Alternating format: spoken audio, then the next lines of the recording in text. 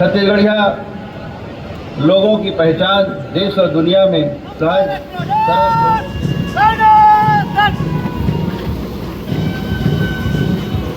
Parade का नेतृत्व कर रही हैं श्रीमती देवकी वर्मा जी, रक्षित प्रेक्षक उप निरीक्षक इंदिरा वैष्णव।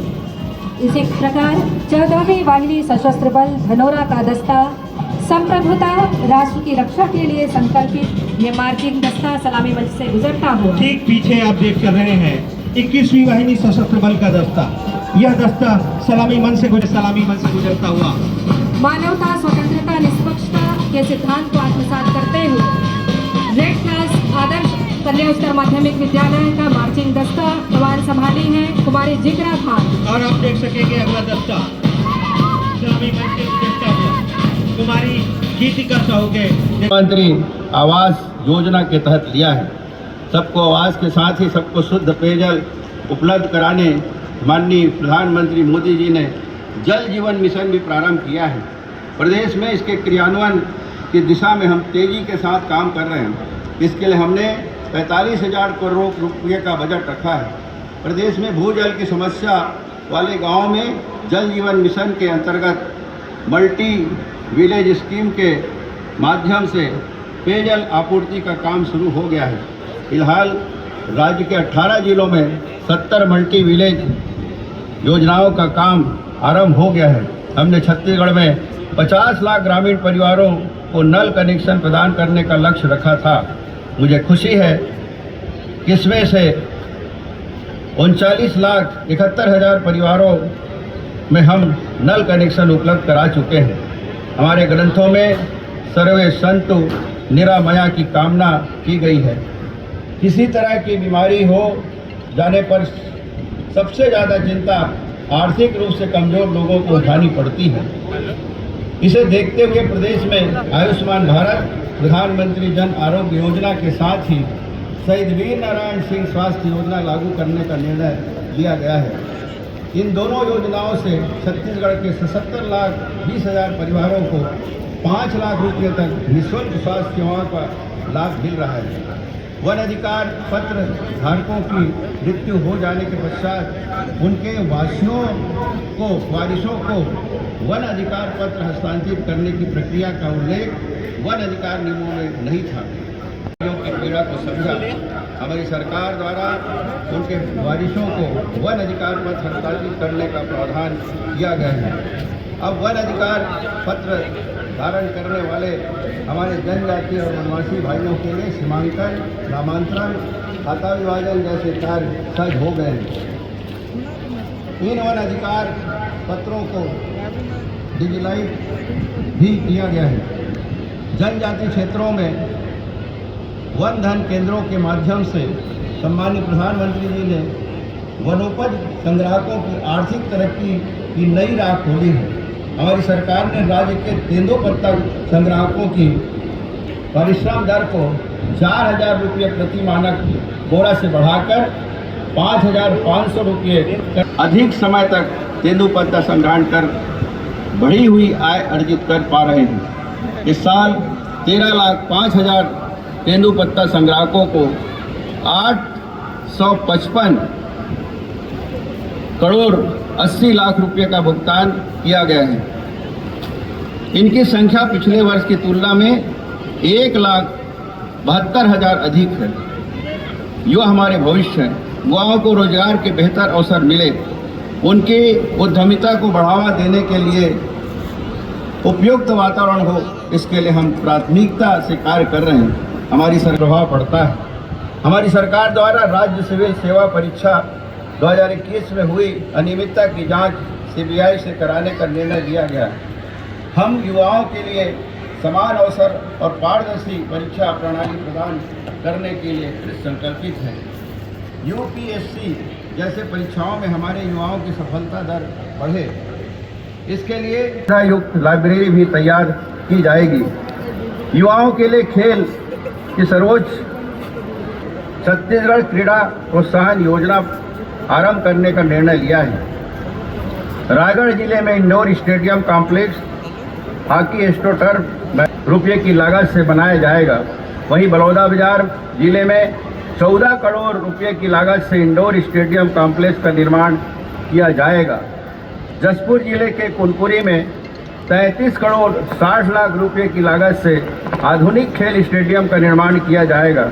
निश्चित रूप से हमारी सरकार युवाओं को उन्नति के लिए हर संभव प्रयास करेगी, यह हमारा संकल्प है।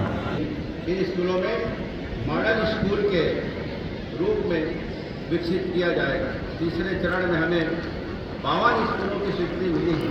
हम ग्रीन स्कूल तैयार कर रहे हैं। स्कूलों में स्थानीय भाषाओं के साथ रोबोटिक्स, आर्टिफिशियल इंटेलिजेंस जैसे विषय भी पढ़ाए जा रहे हैं, ताकि विद्यार्थी नए समय के अनुरूप स्वयं को तैयार कर सकें। प्रदेश के स्कूलों में न्योता भोज का आयोजन भी शुरू किया गया है। इससे जन्मदिन जैसे विशेष अवसरों पर स्कूली बच्चों को पौष्टिक भोजन उपलब्ध कराने समाज की सहभागिता सुनिश्चित की गई है। इससे बच्चों का पोषण विकास तो होता ही है, सामुदायिक भावना का भी विकास होता है। पेरेंट्स टीचर मीटिंग के माध्यम से बच्चों के सर्वांगीण विकास की दिशा में हम काम कर रहे हैं। राष्ट्रीय शिक्षा नीति को हमने उच्च शिक्षा में भी अपनाया है। इसके चलते हमारे पाठ्यक्रम रचनात्मक होने के साथ ही रोजगार मूलक भी छत्तीसगढ़ विकसित भारत के निर्माण का संकल्प पूरा करेंगे। छत्तीसगढ़िया लोगों की पहचान देश और दुनिया में सहज सरल लोगों के रूप में है। यह हमारी सबसे बड़ी शक्ति है। हम मेहनतकश लोग हैं, ईमानदारी से काम करते हैं। यह हमारे सांस्कृतिक मूल्य हैं। इन्हें सहेज कर रखना हमारी बड़ी जिम्मेदारी है। अपनी बोली, भाषा, तीज त्यौहार, खान पान को सहेजते हुए आने वाली पीढ़ी को इससे परिचित कराते हुए हमें निरंतर आगे बढ़ना है। जलवायु परिवर्तन के संकट को देखते हुए हम सबका कर्तव्य है कि पर्यावरण को बेहतर बनाने में अपनी भागीदारी दें।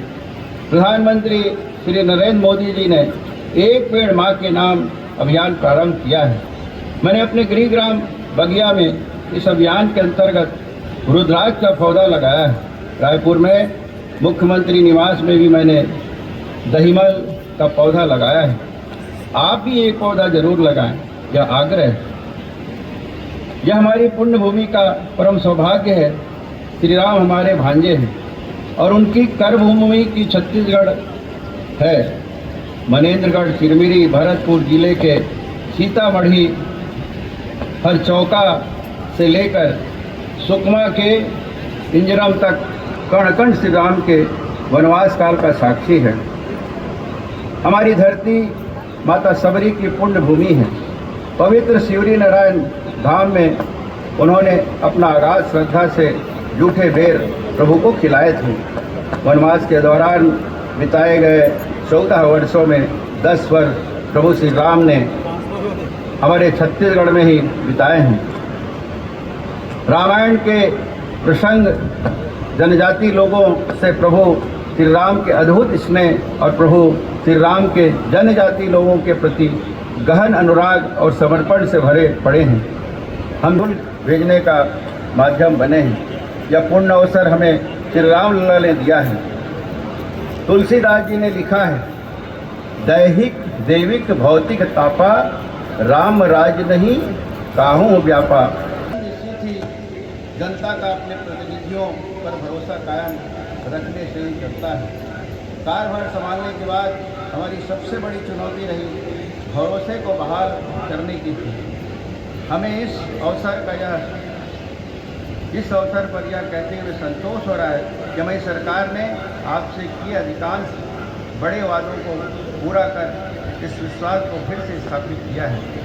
हमारे संविधान निर्माताओं का सपना ऐसे ही मजबूत लोकतंत्र का था, जहाँ जनता और उसकी चुनी हुई सरकार भरोसे की ऐसे ही मजबूत डोर में बंधी रहे। वास्तव में यह लोकतंत्र का मजबूत रक्षा सूत्र है, जिसे कभी भी किसी भी लोक सेवक को कमजोर नहीं करना चाहिए। हमारे राज्य निर्माता आदरणीय श्री विजय बघेल माननीय सांसद महोदय द्वारा, इसके बाद माननीय मुख्य अतिथि महोदय जी नशा मुक्ति भारत के संबंध में अपना उद्बोधन देंगे। हर्ष फायर रोके मैडम, ध्यान दें। हम नशा मुक्त भारत अभियान की चौथी वर्षगांठ भी मना रहे हैं।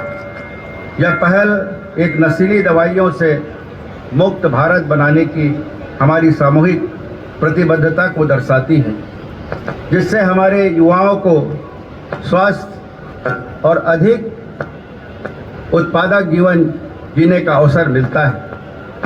11.22 करोड़ से अधिक लोगों तक पहुंचकर NMBA एक जन आंदोलन के रूप में बदल गया है, जिसे 3.54 लाख से अधिक युवा और 2.35 लाख से अधिक महिलाओं का समर्थन प्राप्त हुआ है।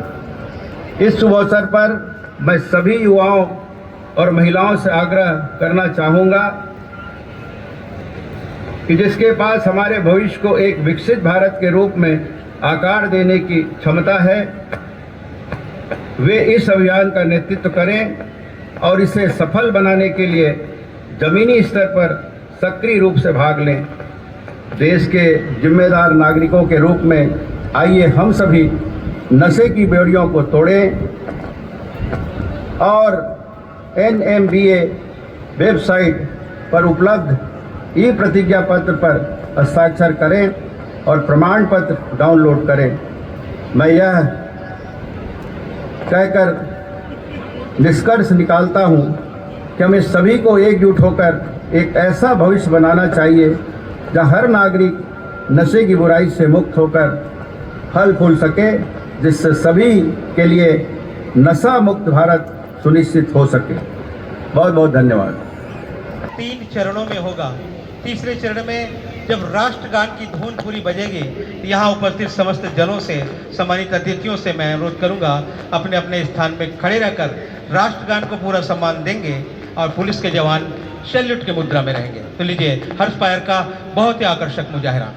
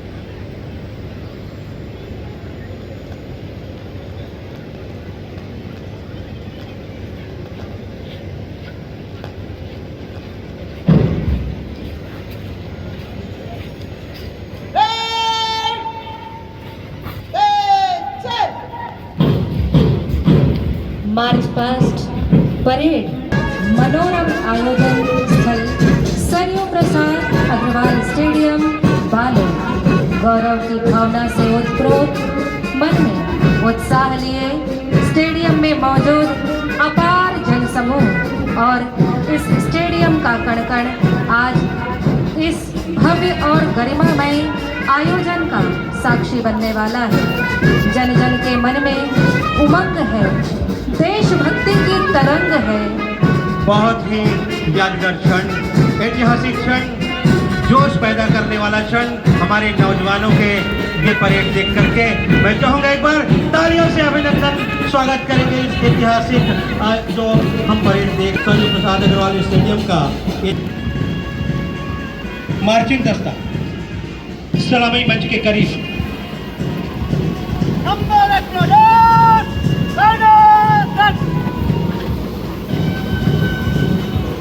परेड का नेतृत्व कर रही हैं श्रीमती देवकी वर्मा जी, रक्षित रक्षक उप निरीक्षक इंदिरा वैष्णव जी। इसी प्रकार 14वीं वाहिनी सशस्त्र बल धनोरा का दस्ता संप्रभुता राष्ट्र की रक्षा के लिए संकल्पित ये मार्चिंग दस्ता सलामी मंच से गुजरता हुआ ठीक पीछे आप देख कर रहे हैं 21वीं वाहिनी सशस्त्र बल का दस्ता। यह दस्ता सलामी मंच से गुजरता हुआ कमान संभाले हैं श्री जगन्नाथ जी साहब। अगला दस्ता सलामी देने के लिए अग्रसर है। ठीक पीछे चल रहे हैं जिला पुलिस बल का दस्ता। दूसरे दस्ता मंच से गुजरता हुआ कमान संभाली है उप निरीक्षक श्री दुलार सिंह यादव जी। और अगले क्रम पर आप देख सकते हैं नगर पुलिस का दस्ता सहायक उप निरीक्षक श्री विश्वजीत मेहराम के नेतृत्व में। एकता और अनुशासन के लिए प्रतिबद्ध संस्था एनसीसी का मानसिक दस्ता स्वामी आत्मानंद हिंदी माध्यम स्कूल का प्रतिनिधित्व करते हुए श्री कोमल चंद मानकर जी। इसी प्रकार अगले क्रम पर है भाईचारा और विश्व बंधुत्व का पाठ पढ़ाने वाली संस्था स्काउट गाइड का मार्चिंग दस्ता कन्या उच्चतर माध्यमिक विद्यालय बालोद। और अब आप देख सकते हैं स्वामी आत्मानंद हिंदी माध्यम स्कूल बालोद का रोवर्स स्काउट का यह दस्ता प्रवीण मानकर के नेतृत्व में सलामी मंच से गुजरता हुआ मानवता, स्वतंत्रता, निष्पक्षता के सिद्धांत को आत्मसात करते हुए रेड क्लास आदर्श कन्या उच्चतर माध्यमिक विद्यालय का मार्चिंग दस्ता कमान संभाली है कुमारी जिगरा खान। और आप देख सकेंगे अगला दस्ता सलामी मंच से गुजरता हुआ कुमारी गीतिका साहू के नेतृत्व में सलामी संप्रेषित करते हैं। अगले क्रम पर है भाईचारा और विश्व बंधुत्व का पाठ पढ़ाने वाली संस्था गाइड का मार्चिंग दस्ता कमान संभाली कुमारी डिम्पल गावरे। अब प्लाटून कमांडर माननीय मुख्य अतिथि महोदय जी को अपना परिचय प्रदान करेंगे। सम्मानित मुख्य अतिथि महोदय जी परिचय प्राप्त करें।